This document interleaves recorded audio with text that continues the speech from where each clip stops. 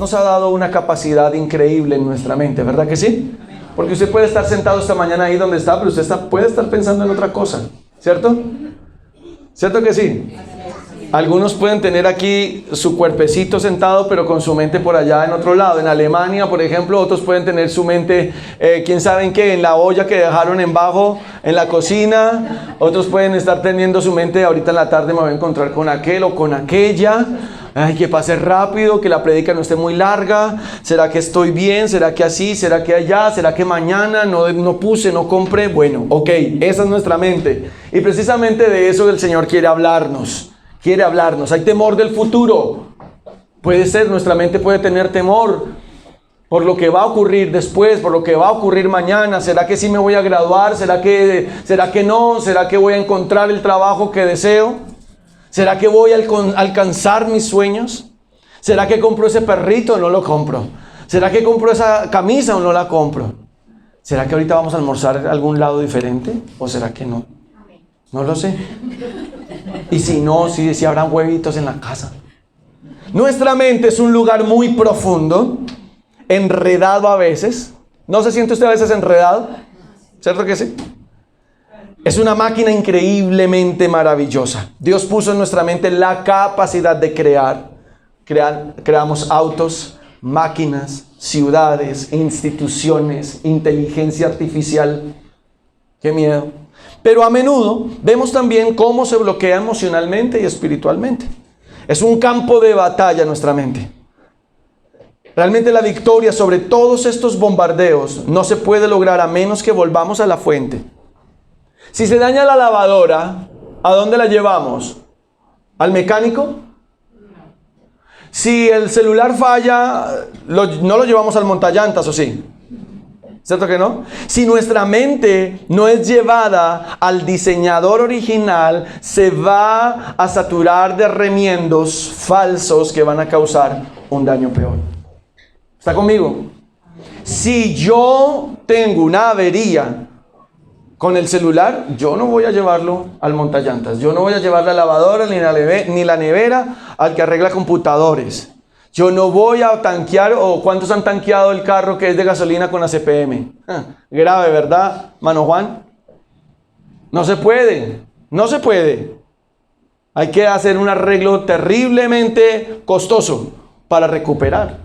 Y eso es lo que ocurre cuando usted y yo dejamos nuestra mente en manos de las redes sociales o de las series, o dejamos nuestra mente a merced de los impulsos de nuestra carne, o dejamos nuestra mente a la merced de los consejos del amigote o de la amigota, porque consideramos que él es buen amigo, es dañado, pero da unos consejos buenos.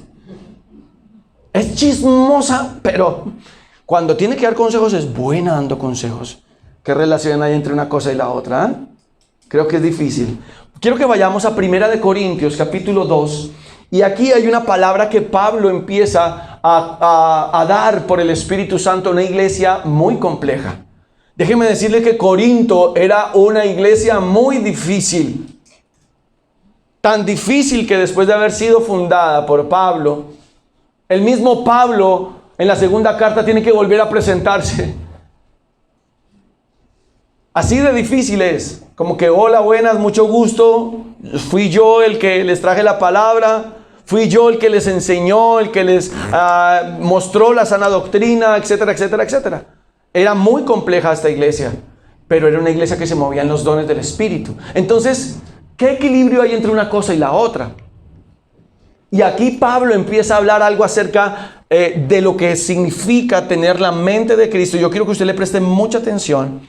Vamos a leer estos versículos y luego vamos a ir tomando parte por parte. Así que, hermanos, versículo 1, cuando fui a ustedes para anunciarles el testimonio de Dios, no fui con excelencia de palabras o de sabiduría, pues me propuse no saber entre ustedes cosa alguna, sino a Jesucristo y a este crucificado. Verso 3, y estuve entre ustedes con debilidad y mucho temor y temblor. Mire cómo estaba.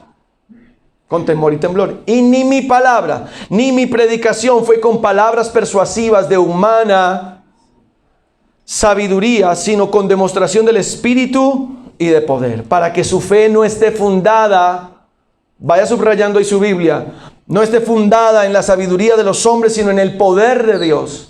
Sin embargo, hablamos sabiduría entre los que han alcanzado madurez, y sabiduría no de este siglo, ni de los príncipes de este siglo que perecen, mas hablamos sabiduría de Dios en misterio, la sabiduría oculta, la cual Dios predestinó antes de los siglos para nuestra gloria. Verso 8, la que ninguno de los príncipes de este siglo conoció, porque si la hubieran conocido, nunca habrían crucificado al Señor de gloria. Verso 9, antes bien, como está escrito, cosa que ojo no vio, ni oído oyó, ni han subido al corazón del hombre, son las que Dios tiene preparado para quienes.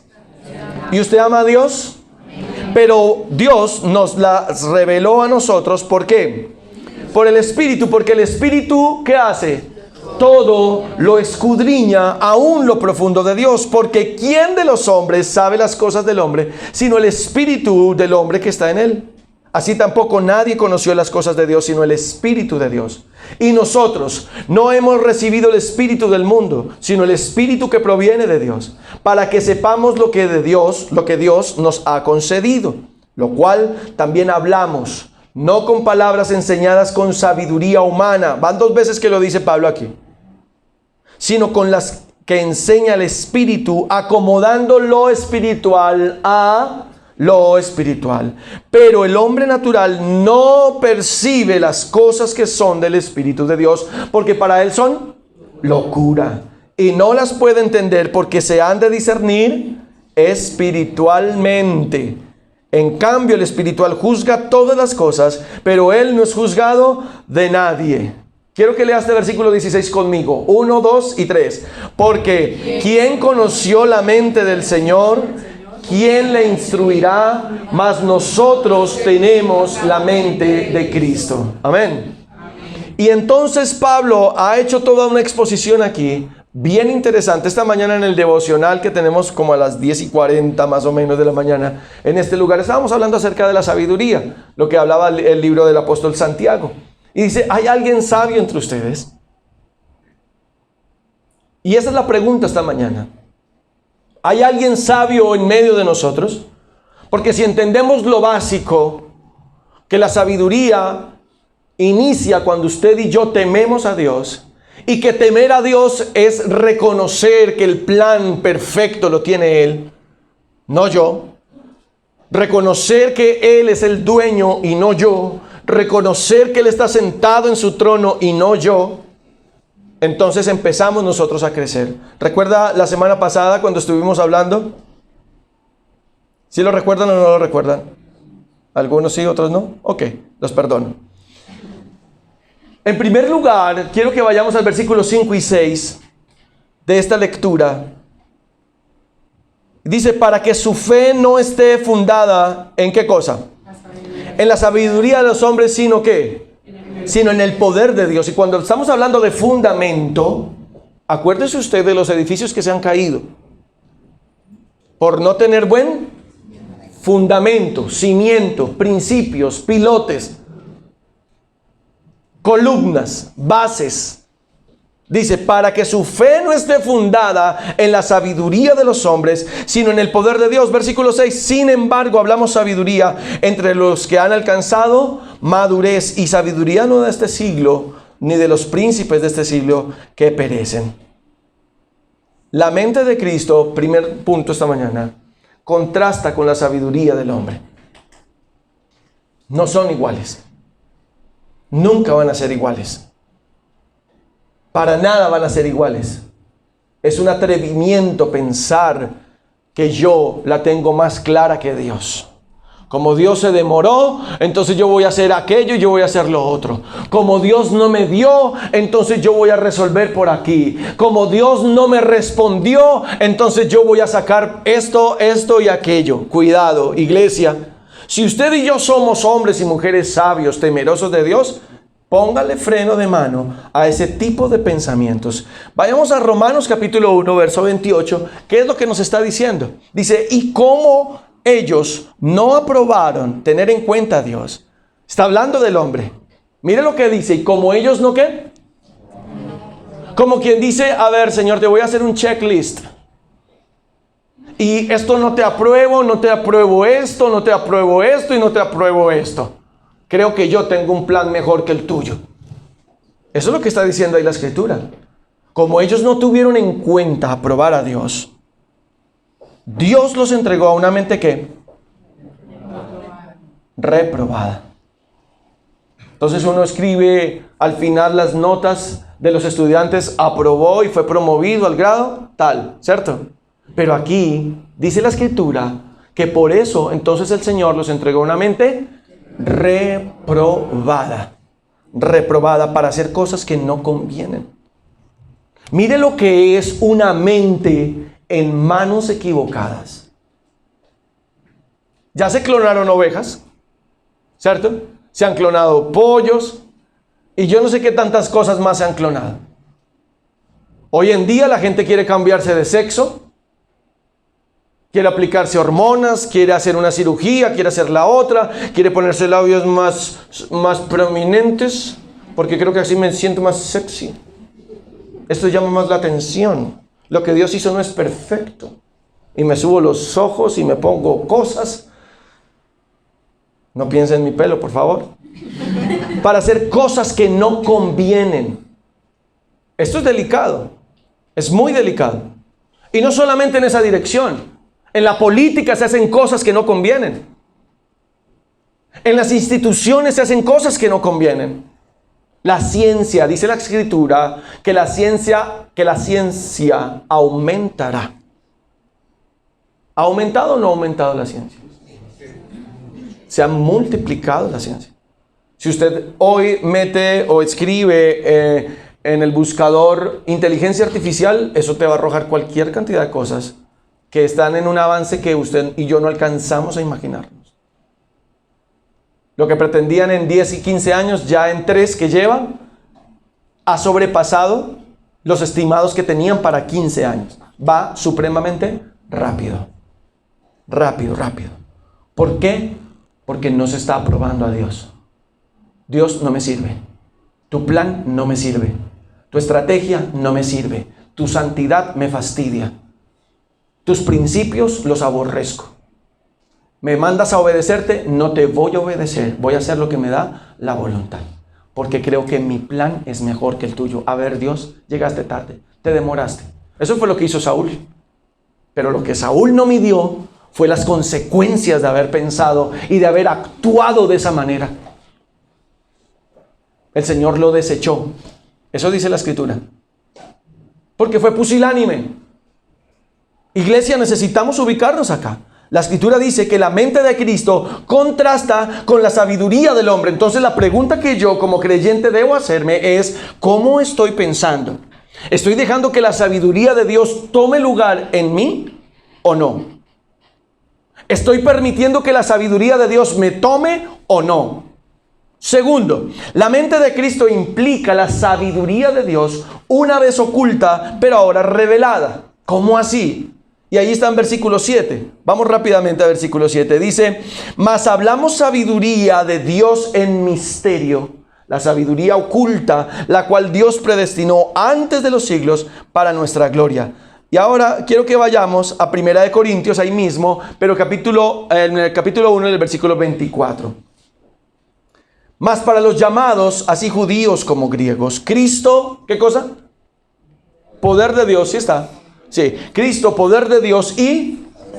O sea que, ¿cuál es la clave en este punto? Dice, la mente de Cristo implica la sabiduría de Dios. Ahora la pregunta es, ¿cuál es la sabiduría de Dios?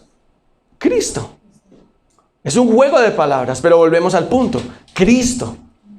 Si Cristo gobierna mi mente, entonces, como consecuencia, voy a tener la mente de Cristo.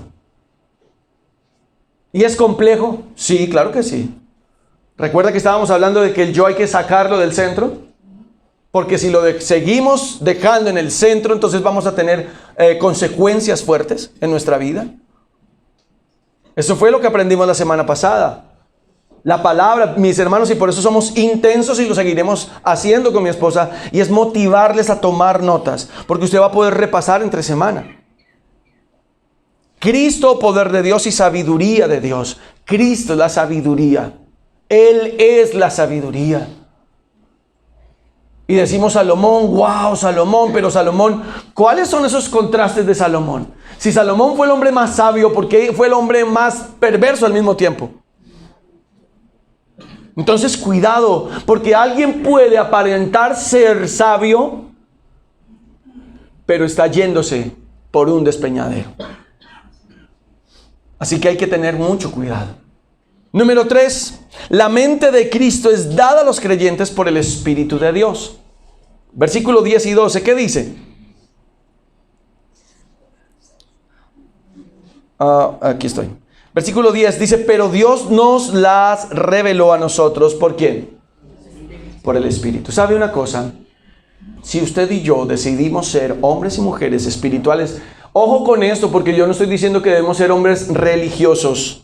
Eso es otra cosa completamente diferente. Lo religioso, el Señor lo aborrece, lo confrontó, lo judicializó, lo sentenció. Lo religioso, no le gusta a Dios.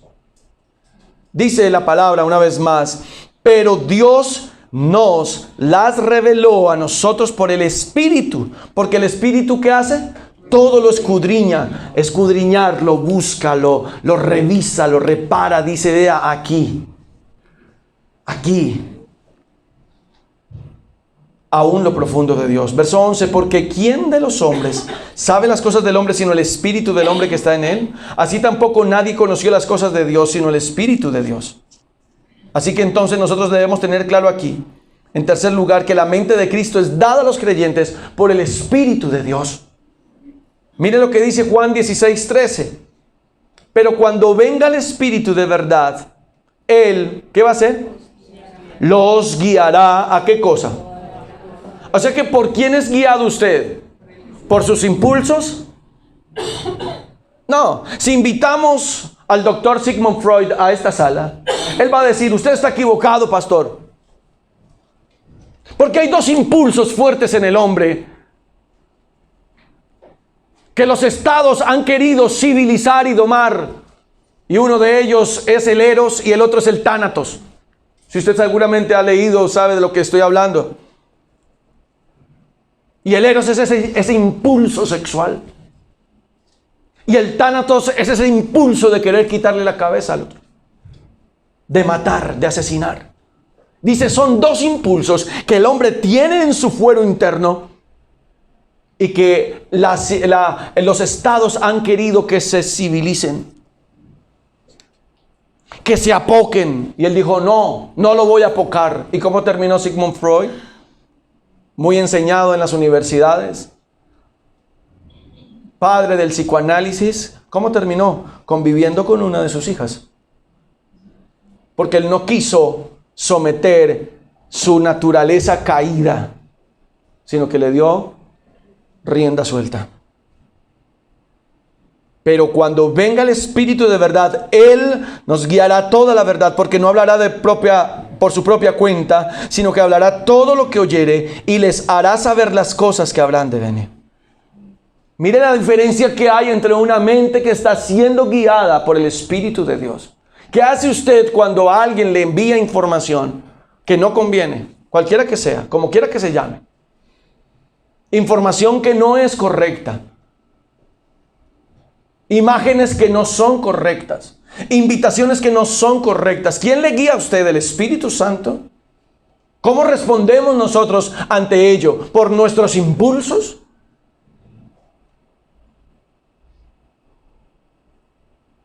Si nuestros impulsos nos gobiernan, entonces seguramente podemos estar aquí muchos años en un auditorio creyendo que somos y realmente no somos. Y es difícil porque el Señor mismo dice, llegarán diciendo, Señor, en tu nombre. ¿Y el Señor qué va a decir? Apártense, yo a ustedes no los conozco. Es que es duro. Y esto es importante que se predique en la iglesia. Porque es una advertencia, tal vez de pensar que yo estoy muy juicioso y muy atento. Y resulta que no. Que por el contrario estoy muy dormido, muy disperso y muy guiado por mis impulsos y no por el Espíritu de Dios. ¿Qué lo guía a usted? ¿Qué me guía a mí? Número 4, la mente de Cristo no se puede entender por aquellos que no tienen el Espíritu. Versículo 14. ¿Qué dice? Pero el hombre natural no percibe. No percibe. Ahora yo le hago una pregunta a usted. ¿Hay cosas que usted no percibe?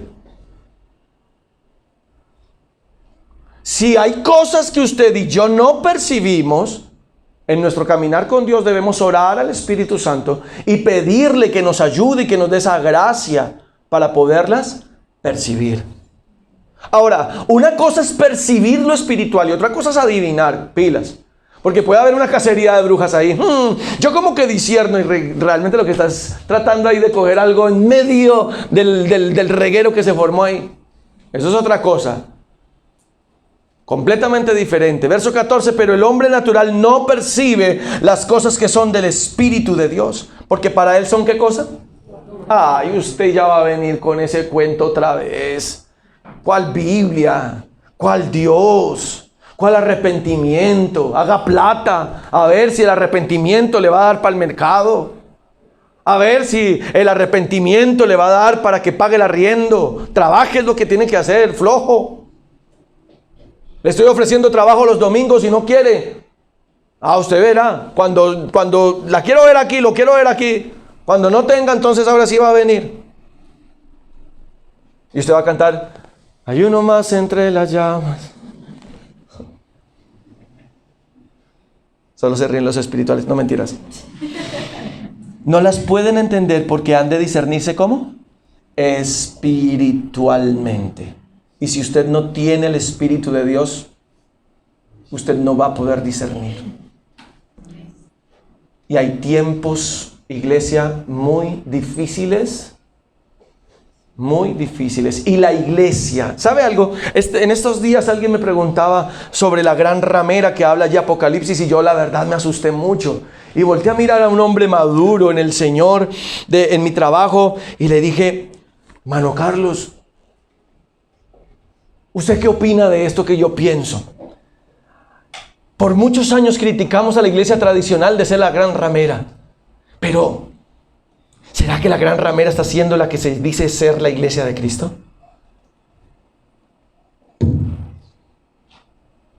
Y volteó y me dijo: yo creo que como que vamos por ese lado, hermano. Porque hemos juzgado terriblemente a otros. Pero la iglesia que se dice ser cristiana, evangélica, está en una prostitución terrible. Discúlpeme la expresión, pero provoca asco.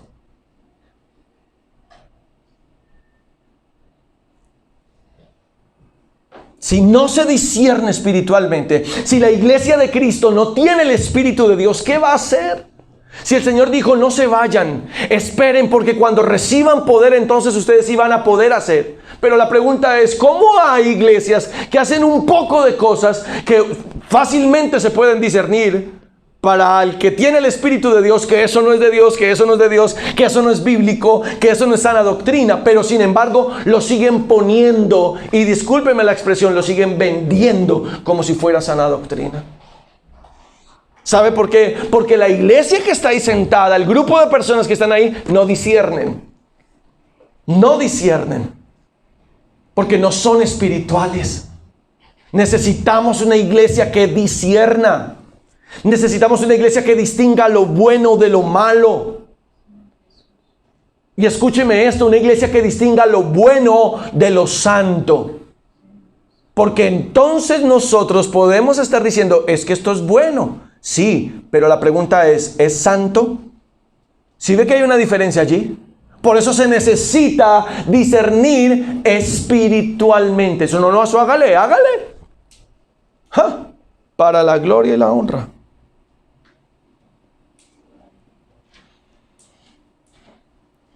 Mire lo que dice la Escritura en Juan 3:10.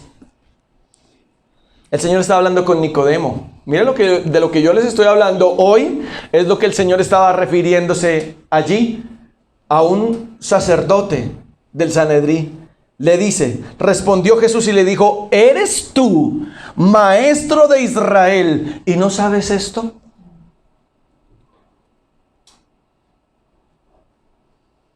¿Eres tú cristiano hace cuánto?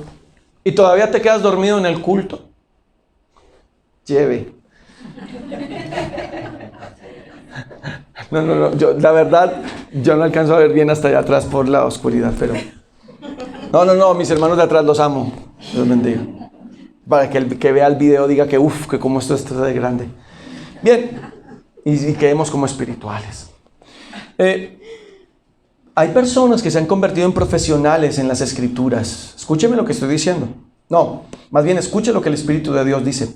Hay profesionales de las Escrituras, pero poco o nada íntimos de ella. Póngalo ahí en los estados. Hashtag.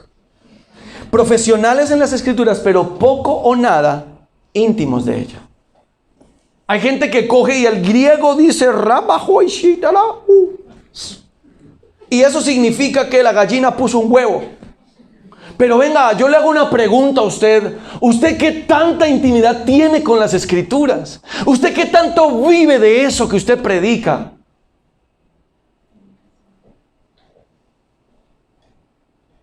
Aquí venimos, saltamos Dios poderoso y cruzamos la puerta de nuestra casa y eso es una locura. Ahora yo no le estoy juzgando. Yo sé que así como usted, yo también tengo batallas. Todos aquí tenemos batallas que pelear diariamente. Pero sí le invito a algo, a que nos quedemos quietos y dejemos que el Espíritu Santo nos diga qué debemos hacer. Eso es diferente a que usted cruce la puerta de su casa y empiece a totear a todo el mundo que se le ponga por el frente. Es muy, muy diferente. Porque entonces nos volvemos profesionales en las Escrituras, somos unos tesos en el culto, pero nada íntimos de lo que las Escrituras dicen. Y usted sabe que para que haya vida debe haber intimidad. Bueno, para los que tienen una mente retorcida, ya en cualquier lado. Quinto, la mente de Cristo da a los creyentes el discernimiento en temas espirituales. Versículo 15, dice la Escritura, en cambio el espiritual juzga todas las cosas. No está diciendo el religioso, y no está diciendo el que se cree más que los demás, no, está diciendo del espiritual. Dice, juzga todas las cosas. O sea que las mira, revisa, piensa, medita, ora y espera en el Señor para poder hacer un juicio acerca de ello. ¿Sí? El espiritual juzga todas las cosas. Y como es espiritual, poco deja rabo de paja.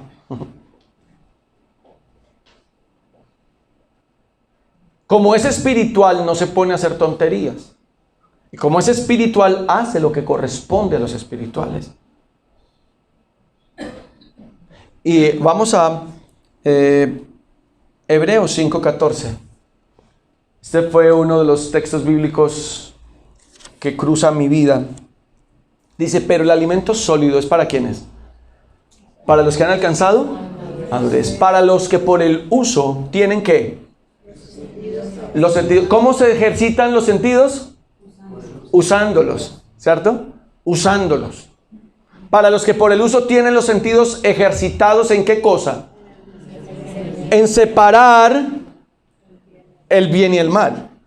En separar lo que conviene a santos. En separar lo que honra a Dios. En separar y alejar eso que me va a causar ofender a Dios. Lastimar mi casa, lastimar a mi esposa, lastimar a mis hijos, lastimar a mi esposo, lastimar a mis padres, dañar la iglesia. Los que han alcanzado ¿qué cosa? Madurez. Y ahí vendría otra pregunta. ¿Quién es maduro? ¿El que lleva 30 años en la iglesia? No. Ese no es maduro. Porque uno no es maduro por los años que lleve. Uno es maduro por la intimidad que tenga con las Escrituras. Por la intimidad que uno tenga con el Señor. Y hay unos que todavía siguen de novios. A punta de piquitos. Y hay otros un poquito más atrevidos. Piquitos y manos. Mucho silencio. Pero dice aquí la Escritura. Madurez para los que han alcanzado esa capacidad de intimar con las Escrituras. Porque ¿quiénes son las Escrituras? ¿No es Cristo? En el principio era el Verbo. Y el Verbo era con Dios. Y el Verbo era Dios. O sea que las Escrituras son ¿quién? Cristo. Cuando usted tiene intimidad y usted tiene su tiempo con la palabra, su mente va a empezar a revolucionarse. Porque usted va a empezar a comprender cosas. Y usted se va a sentir redarguido por el Espíritu Santo. Y usted dice, uy, ¿qué estoy haciendo? ¿Sí? O sea que... Y tenemos algunas personas que de pronto ponen preguntas. Ay, pastora, pastor, es que no entiendo este versículo. Y entonces ahí nos vamos. Ahora te estoy debiendo uno. Pero ahí vamos. ¿Cierto? Y pregunto porque no entiendo. ¿Recuerda a Felipe cuando el Señor le dice, acércate a ese carro? Y se encuentra con un eunuco, un diplomático de otro país, leyendo las escrituras, los rollos en el libro de Isaías. Y Felipe le dice, ¿entiendes lo que lees? ¿Y qué le responde el eunuco? Dice, ¿cómo voy a entender si nadie me explica? Y dice que recorrieron la palabra. Y llegó un punto en el que el eunuco le dijo, Felipe, entonces si las cosas son así, allí hay agua, ¿qué impide que yo sea bautizado? Fue una persona que tenía hambre. Fue una persona que tenía ganas de Dios. Y si no hay hambre y si no hay ganas de Dios, créame que no va a ocurrir nada. Usted va a abrir la Biblia y va a ver eso, lo más harto, lo más soso de la vida. Un libro blanco con letras negras y unas subrayadas en rojo en los evangelios. No más. No va a pasar más. Pero si usted tiene hambre de Dios, Dios le va a dar comida. Y el alimento sólido cada vez va a ser mejor. Y usted va a decir, ok, Señor. Ok, yo entiendo que esto debo dejarlo. Ayúdame. Porque tu palabra dice que... Y yo comienzo a revisar mi vida y empiezo el paso a paso para ir creciendo. ¿Está conmigo? Amén. Pero el alimento sólido es para los que han alcanzado madurez. Para los que por el uso tienen los sentidos ejercitados. ¿En qué cosa? En el discernimiento del bien y del mal. Qué hermoso. Ahora permítame rápidamente hablar de los efectos de tener la mente de Cristo. ¿Qué pasa? Siempre me gusta repasar antes de pasar a otro punto. Los 5 puntos que acabamos de ver, ¿cuáles fueron? El primero, la mente de Cristo contrasta con la sabiduría del hombre. ¿Amén? Segundo, la mente de Cristo implica la sabiduría de Dios. Número 3, la mente de Cristo es dada al creyente por el Espíritu Santo. 4, la mente de Cristo no se puede entender por los que no tienen el Espíritu. Y 5, la mente de Cristo da al creyente discernimiento en temas espirituales. ¿Estamos bien hasta ahí? Ok, los efectos de tener la mente de Cristo. ¿Qué pasa a usted? ¿Qué ocurre en usted, en la vida del creyente cuando tiene la mente de Cristo? Primero, va usted a amar lo que Dios ama. ¿Sabe qué ama a Dios? Que otros sean salvos. Lucas 19:10. Esta es nueva Biblia del lenguaje actual. Dice, perdóneme, nueva Biblia de las Américas es este. Porque el Hijo del Hombre ha venido a buscar y a salvar, ¿qué cosa? Entonces en mi mente... En una mente del creyente, cuando tiene la mente de Cristo, le va a empezar a interesar, le va a empezar a importar aquel o aquella que no tiene a Cristo. ¿Y qué voy a hacer? voy a hablarle y le voy a decir, mira, hay algo que tienes que conocer. Hay alguien que debes escuchar, que es Cristo. Número 2, debe haber humildad. Filipenses 2:8. Y hallándose en forma de hombre, ¿sé qué? Se humilló él mismo, haciéndose obediente ¿hasta dónde? Hasta la muerte. Así que la mente de Cristo que está en un creyente provoca en el creyente humildad. No está el que, es que yo tengo tal cargo, es que yo tengo tal salario, es que yo tengo tales negocios, es que yo. No pasa. El que tiene la mente de Cristo puede que tenga todas esas cosas, pero ¿cómo está? Calladito, humilde, entendiendo que todo proviene de Dios. No se deja saturar de esas cosas, ni gobernar de esas cosas. Anda humilde, pensando en lo que los otros necesitan, porque eso fue la mente que hubo en Cristo, que no estimó ser igual a Dios, sino que se despojó, se humilló, se entregó en una muerte cruenta, en una muerte dolorosa.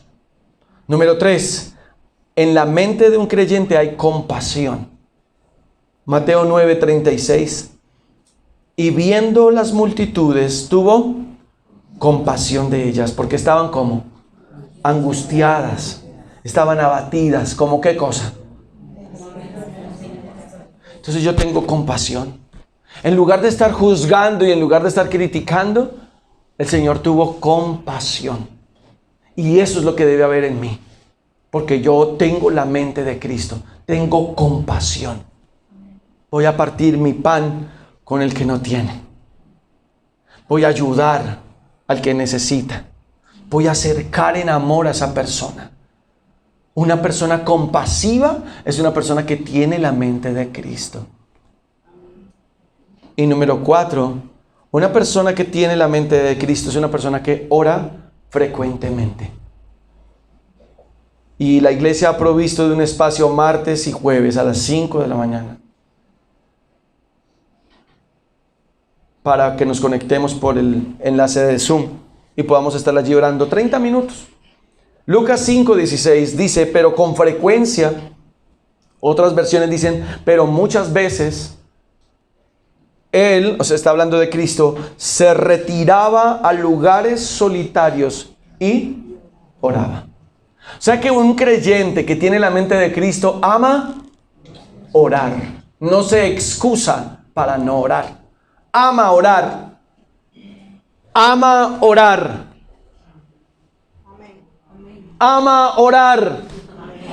Voltea al que está a su lado y dígale, ore. No órale, sino ore. Sí, sabe que si de verdad, ¿cómo es que una iglesia no ora? Necesitamos orar. Dice la escritura en Efesios capítulo 6, para que cuando venga el día malo, habiendo pasado el día malo, permanezcamos firmes. Porque el día malo viene, ¿o no? Se acabó el trabajo. Hay crisis en el matrimonio. Hay crisis con los papás. Hay crisis económica. Bueno, hay crisis en todo lado. Con los gobernantes. ¿Qué necesitamos? Orar. Orar. Orar, iglesia. Necesitamos orar. De verdad. Y cuando lo hacemos en unidad, allí también está el Señor. Esto no reemplaza su oración personal, su intimidad con el Señor. Pero una persona, un creyente que tiene la mente de Cristo, ama orar. Y no es como que, bueno, hermanos, vamos a orar. Ay, ¿en serio? No, venga, no se ponga pesado, ¿cuál que orar? A ver, el Señor, la palabra de Dios dice que Dios conoce nuestras necesidades aún antes de que nosotros la digamos, antes de que esté la palabra en nuestra boca ya. Entonces, ¿para qué oramos? ¿Cierto? Eso se parece al diablo cuando le dice, escrito está, no dejará que tu pie tropiece en piedra. Descarado, por no decirle desgraciado. Pero sí, yo necesito revisar mi mente. ¿Hay deseo de salvación en mi corazón por otros? ¿Hay humildad en mi vida? para hacer lo que el Señor me llamó a hacer? ¿Hay compasión por otros? ¿Hay un deseo frecuente de orar? Entonces yo tengo la mente de Cristo. ¿Amén? ¿Qué tal si estamos de pie esta mañana y oramos al Señor? La mente de Cristo. Y tenemos esta imagen una vez más ahí. Y yo quiero invitarle que usted medite en esto, de verdad. Aquí la motivación no es otra, muchachos. Que nosotros podamos entender que el Señor no nos llamó a quedarnos aquí 2 horas. Y lo explicabas así, porque lo aprendí así hace muchos años. Y un pastor decía algo que a mí me llamó la atención y han pasado muchos años y todavía lo recuerdo. Dice, en la iglesia hay personas como cuando los amos llevan sus perros al parque. Y fue una ilustración compleja porque decía, usted ve que el amo lleva a su perro del collar. Pasa a la calle, entra al parque y ¿qué hace el amo? ¿Cómo suena? Suelta el collar. ¿Y qué hace el perrito? Salta, corre, se mueve, hace chichi, popó, de todo. Hay unos descarados que no recogen, pero y ya 2 horas, 1 hora, tiro la pelota y el perro va y viene, va y viene, va y viene el perro. Y el perro llega y se va al amo con el perro. ¿Será por alguna razón que yo estoy llegando a la iglesia con un amo que no es el Señor? ¿Será que yo estoy viniendo a la iglesia cuando vengo, cuando siento de Dios, aleluya, venir? Porque me siento como eso. Cuidado, iglesia, porque usted y yo no somos un perro que tiene un amo que le pone un collar y le suelta 2 horas, 1 hora y media en un culto, y el culto está muy largo si se demora 2 y 10. Y vuelven y me ponen el collar y vuelvo y me voy para donde mi amo dijo que tenía que irme. Si usted y yo tenemos la mente de Cristo, usted y yo somos personas libres. Somos libres. No nos puede estar gobernando nada. Que me ponga hoy aquí para tratar de limpiar mi conciencia. A ver, tranquilo, tranquilo. ¿Sí? Arrepiéntete un poquito, pero no mucho, tranquilo. Y termina el servicio y me voy a hacer lo mismo. Quiere decir que no tengo la mente de Cristo. Cuidado, iglesia. Yo quiero responder al Señor por una iglesia que haya sido enseñada en la sana doctrina. Yo quiero responder al Señor por una iglesia que esté dispuesta a vivir en la libertad con la que Cristo nos hizo libres. Y estoy dispuesto al Señor, a presentarle al Señor una iglesia, a responder, a dar cuentas al Señor por una iglesia que ama su presencia, que busca incansablemente su presencia. Pastor, ¿cuándo hacemos una vigilia? Pastor, ¿oramos? En estos días en la mañana alguien me preguntó por el WhatsApp muy temprano, pastor, ¿ya tiene la primera persona que va a orar? Y yo digo, uy. No voy a decir quién para guardarle el corazón de orgullo. Pero eso me pareció guayo, bien. Pégale, hágale. Porque si amamos todos al Señor de la manera correcta, créame que puede pasar lo que sea que pase, pero la iglesia va a permanecer, porque la iglesia está en las manos de su dueño, de su amo, de su Señor. Amén. Señor, te damos gracias esta mañana, bendecimos tu nombre. Te rogamos en el nombre de Jesús. Gracias por hablar esta palabra a nosotros. Y gracias por confrontarnos y ayudarnos a meditar qué tanto soy consciente de la necesidad de tener la mente de Cristo. Señor, la hemos embarrado muchas veces. Hemos cometido vez tras vez el mismo pecado. Señor, pero venimos a ti una vez más y te decimos, aquí estoy, mírame, aquí estoy imperfecto, débil, necesitado de ti, Señor. con unas pasiones y unos impulsos dentro de mí que necesitan ser capturados, Señor, por tu Espíritu Santo. Una vez más aquí estoy. Dile, Señor, aquí estoy. Cierra tus ojitos. Este es tiempo importante delante del Señor. Dile, Señor, aquí está mi vida. Aquí estoy, Jesús. Necesito tu presencia. Necesito que cambies esta manera tan horrible de pensar. Esos deseos, esos impulsos, esas pasiones, Señor, que quieren gobernarme, que quieren dictarme el camino por el que debo andar. Señor, por favor, Señor, en el nombre de Jesús, yo te pido, Señor Dios mío, ayuda a la iglesia, ayuda a mis hermanos. ¿Qué tal si levantas tus brazos al cielo y tú le dices: Señor, yo necesito tu ayuda? Yo soy honesto contigo y sé que necesito que me ayudes. Aquí estoy, Señor. Aquí estoy con toda esa cantidad de bombardeo en mi mente que pasa, Señor. Pasa una cosa y pasa la otra. Dios mío, ayúdame. Ayúdame, Señor. Toma mi mente, transfórmala, cámbiala, límpiala. Enséñame, Señor Dios Todopoderoso, que necesito hacerme amigo de tu Espíritu Santo. Que necesito esa amistad estrecha, profunda, íntima con el Espíritu Santo.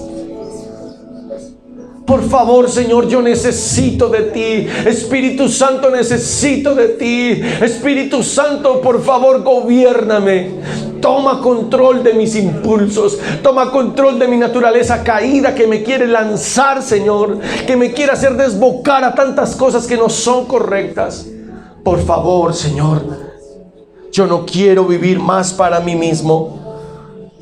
Enséñame a vivir para ti.